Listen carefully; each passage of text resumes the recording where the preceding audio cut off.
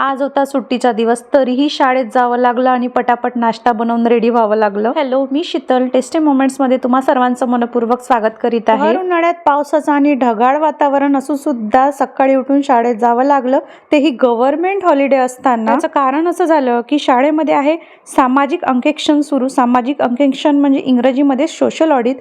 शासनाने ज्या सोयी सुविधा पुरवलेल्या आहेत त्याचा पुरेपूर वापर शाळेत होतो की नाही हे बघण्यासाठी साहेब लोक येणार होते। शासन दरवर्षी शाळेला विविध साहित्य पुरवत असतो, विविध योजना आणि सोयी उपलब्ध करून देत असतो। त्याचा विद्यार्थ्यांना फायदा होत आहे की नाही किंवा कितपत विद्यार्थी त्याचा उपयोग करत आहेत सगळं बघण्यासाठी ऑडिटर लोक शाळेमध्ये येत असतात आणि त्याची कसून ते चौकशी करत असतात। सोशल ऑडिट म्हणजे सामाजिक अंकेक्षण सुरू आहे आणि सुट्टीचा दिवस असून सुद्धा आज मला शाळेत जावं लागणार आहे।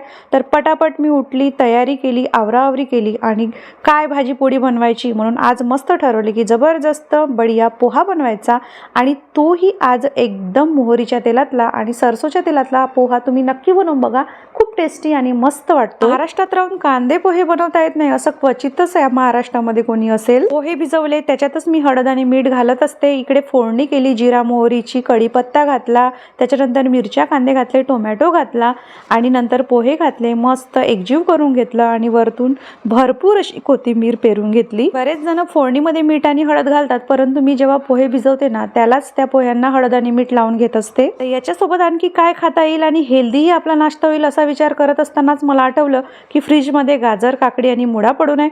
पटापट त्याचं वरचं जे कवर असतं ते सोलून घेतलं, पटापट कट करून घेतलं, डिशमध्ये पोहा आणि सलाद सर्व केला आणि बाहेरच्या दृश्याचा आस्वाद घेता घेता पोह्याचा आनंद घेतला। चला या मंडळी गरमागरम पोहे खायला। तर तुम्हाला जर माझे व्हिडिओज आणि माझे व्लॉग्स आवडत असतील तर प्लीज मनापासून रिक्वेस्ट आहे, नक्की सबस्क्राईब करा आणि व्हिडिओला लाईक करायला विसरू नका, शेअर करायला विसरू नका। Bye everyone.